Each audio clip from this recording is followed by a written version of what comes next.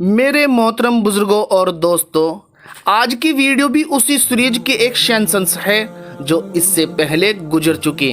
तो जिस भाई ने इसका पहला पार्ट नहीं देखा उनसे गुजारिश है कि वो देखे, क्योंकि फिर आज की इस वीडियो को समझने में आसानी होगी।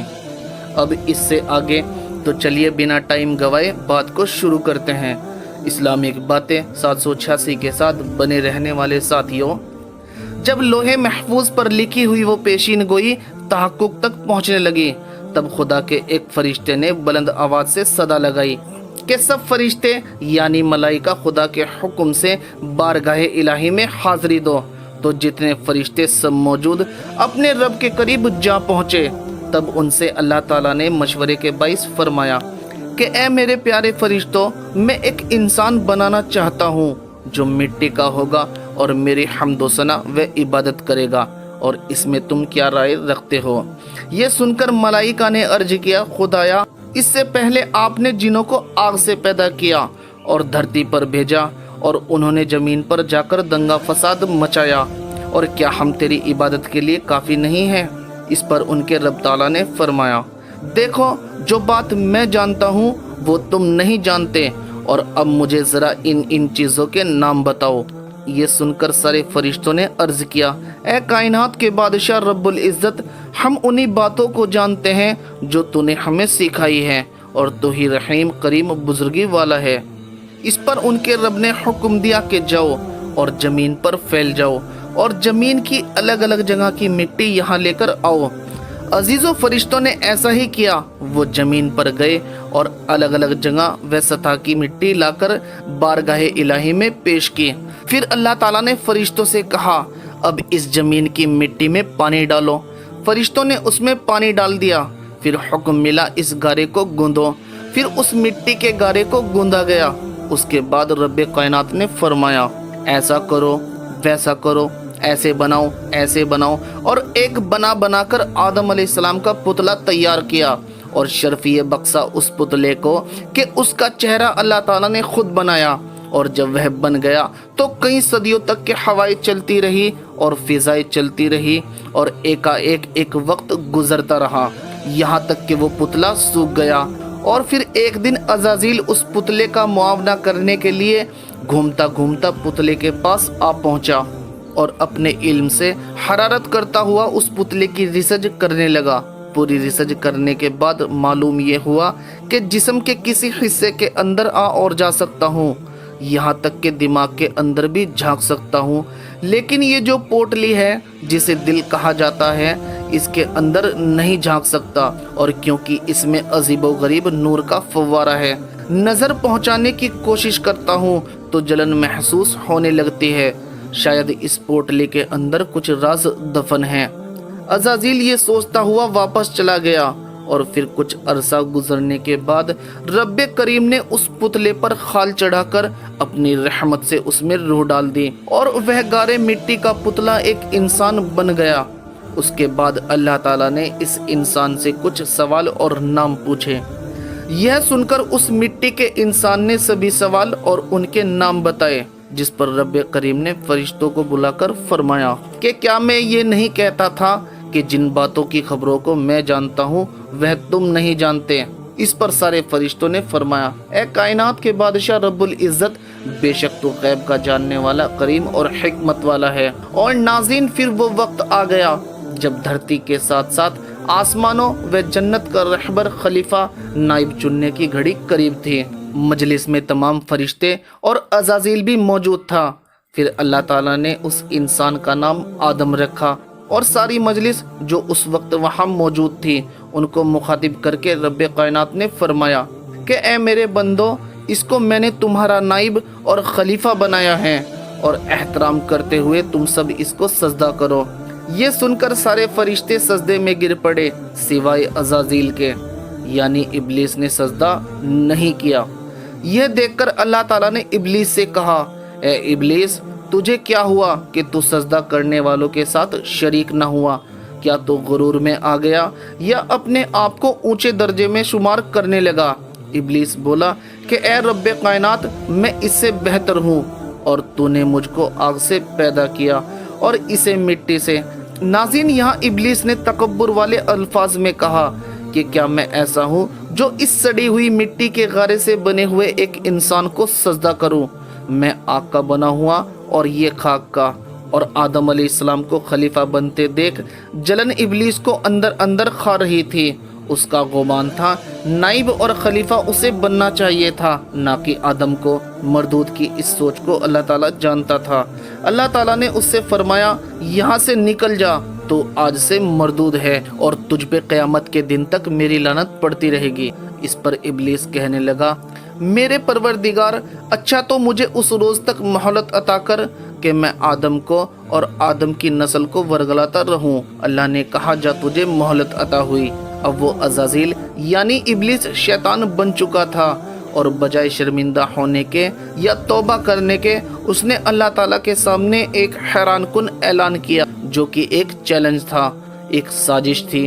कहने लगा, परवरदिगार, अब क्योंकि तूने मुझे गुमराह किया है, इसलिए मैं आज कसम खाता हूँ कि मैं आदम को और आदम की नस्ल को घात लगाकर तेरे सीधे रास्ते से भटकाता रहूँगा और मैं इन पर चारों तरफ से हमला करूँगा, इनके सामने से, इनके पीछे से और इनके दाएं और बाएं से, और तू इनमें से अक्सर लोगों को शुक्रगुजार नहीं पाएगा। इस पर रब्बे कायनात ने निहायत जलाल से फरमाया, निकल जा यहाँ से जलील और मरदूद होकर, तेरे गले में आज से गुमराही का तोक डाल दिया गया। और ए इब्लीस, जो भी नाफरमानी करेगा और इनमें से जो भी तेरे पीछे चलेगा वो भी तेरा साथी होगा और मैं फिर तुम सबको जहन्नुम से भर दूंगा। नाज़रीन, यूं इब्लीस इंतहाई जलील होकर बारगाह इलाही से निकल गया। वो गुस्से और इंतकाम की आग में जल रहा था। उसे सबसे ज़्यादा गुस्सा आदम अलैहिस्सलाम पर था, जिसकी वजह से वो रब्बुल इज़्ज़त की मजलिस से निकाला जा चुका था। अब हज़रत आदम अलैहिस्सलाम का असल इम्तहान शुरू होने वाला था। इंसान और शैतान का मुकाबला शुरू होने वाला था। हज़रत आदम अलैहिस्सलाम को रब्बे करीम ने जन्नत के कुछ आदाब बताए, जिसमें अहम बात उस गंदुम के पेड़ की थी, जिसे सख्ती से आदम अलैहिस्सलाम को उसके नज़दीक जाने से भी मना फरमाया गया। नाज़रीन, कुछ स्कॉलर ये कहते हैं कि अल्लाह ताला ने आदम अलैहिस्सलाम को गंदुम के पास जाने से यूँ मना फरमाया कि अनाज के अंदर वो खुसूसियत है कि जो उसे खाता है शरीर में तहरत की ज़रूरत पेश आती है, और क्योंकि अल्लाह ताला नहीं चाहता था कि उसकी पाक जन्नत नापाक हो जाए, इसलिए आदम अलैहिस्सलाम को गंदुम के पास जाने से भी मना फरमाया। अलबत्ता आदम अलैहिस्सलाम जन्नत में रहने लगे, वहाँ हर तरह की नेमत का लुत्फ़ उठाने लगे और काफ़ी अरसा जन्नत में रहने के सबब घूमने फिरने लगे। इसी तरह एक दिन आपने देखा वहाँ हर एक जानवर के जोड़ों को, और दिल में ख्याल आया कि ए आदम, यहाँ तकरीबन हर चीज़ का जोड़ा है। जैसे कि अगर हाथी है तो उसके जैसी दिखने वाली हथनी है, और अगर शेर है तो उसके जैसी दिखने वाली शेरनी है, और अगर मोर है तो मोरनी भी है। लिहाजा हर जानवर का जोड़ा मौजूद है। और ए आदम, तेरे जैसा यहाँ कोई दूसरा नहीं है। ए काश के अगर मेरे जैसा भी यहाँ कोई दूसरा होता तो रंज दिल खुश हो जाता। यह सोचते सोचते आदम अलैहिस्सलाम को ऊँग आने लगी, यानी उन पर नींद तारी होने लगी। और जो गैब का जानने वाला, दिलों का मालिक है, उसने आदम अलैहिस्सलाम के दिल का हाल जान लिया। और जब आदम अलैहिस्सलाम गहरी नींद में थे तो अपनी रहमत से रब्बे कायनात ने आदम अलैहिस्सलाम की एक बाईं पसली को निकालकर और उस पसली को लेकर एक औरत को पैदा फरमाया कि जिसको नाम दिया हव्वा का। और फिर कुछ वक्त गुजरने के बाद जैसे ही आदम नींद से बेदार हुए तो उन्होंने अपने जैसी देखने वाली एक इंसान को, एक औरत को अपने पास बैठा हुआ पाया। आप उठकर बैठ गए और कुछ देर अजीब नज़रों से उन्हें निहारते रहे। और जब हव्वा अलैहिस्सलाम को छूने के लिए अपना हाथ आगे बढ़ाया आदम अलैहिस्सलाम ने, तो आवाज़ आई, रुको, मैंने इस औरत के कुछ हुकूक रखे हैं और उस हुकूक का नाम निकाह है। फिर अल्लाह ताला ने आदम अलैहिस्सलाम और हव्वा का निकाह कराया और इस तरह अम्मा हव्वा आदम अलैहिस्सलाम की जोज़ा बन गई।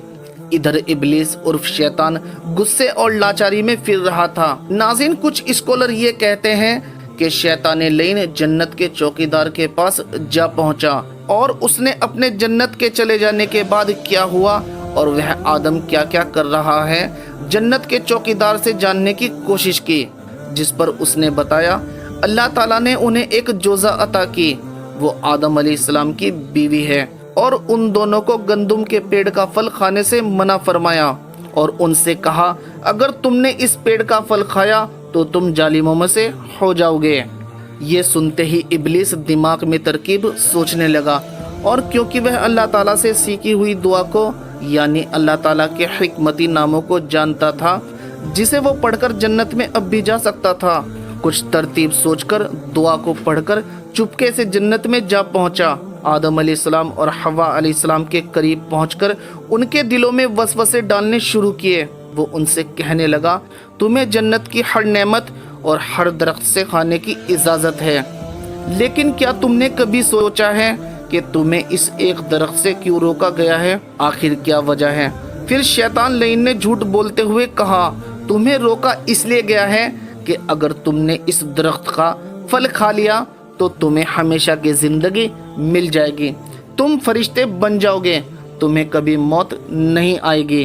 یہ درخت ازر خلد ہے یعنی ہمیشہ کی زندگی دینے والا۔ ابلیس نے بڑی نرمی اور چالاکی و جھوٹی قسموں کے ساتھ یہ ظاہر کیا کہ وہ ان کا خیر خواہ ہے۔ وہ بار بار کہتا رہا میں تم دونوں کا بھلا چاہتا ہوں، میری بات مانو، اس درخت کا پھل کھا لو، دیکھنا تمہیں کیا مقام حاصل ہوتا ہے۔ عزیزو، حضرت آدم اور حوا نے کبھی جھوٹ سنا ہی نہیں تھا اور نہ کبھی کسی کو اللہ کی جھوٹی قسم کھاتے دیکھا تھا، تو بالآخر وہ دھوکہ کھا گئے اور درخت کا پھل گندم دونوں آخر تناعن فرما گئے۔ یہ کرتے ہی وہ اللہ کی نافرمانی کر بیٹھے جس سے وہ انجان نہیں تھے۔ غیب کی خبروں کو جاننے والے اللہ نے جب یہ جانا انہوں نے وہ کام کیا جس سے میں نے انہیں پہلے ہی آگاہ فرمایا تھا۔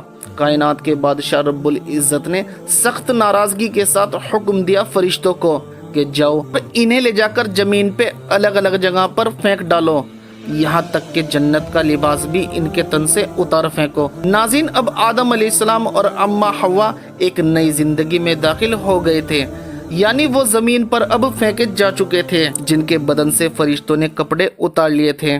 اسکالر کہتے ہیں کہ سری لنکا کا جو ٹاپو ہے وہاں پر آدم علیہ السلام کو اتارا گیا اور اس کے برعکس اماں حوا کو عرب میں خرد نامی مقام پر اتارا گیا، جس سے وہ زمین پر پریشان ایک دوسرے سے بچھڑ کر گھومتے پھرتے رونے لگے۔ عزیزو، اس پر میں نے ایک چھوٹی سی نظم لکھی ہے، آپ ملاحظہ فرمائیں۔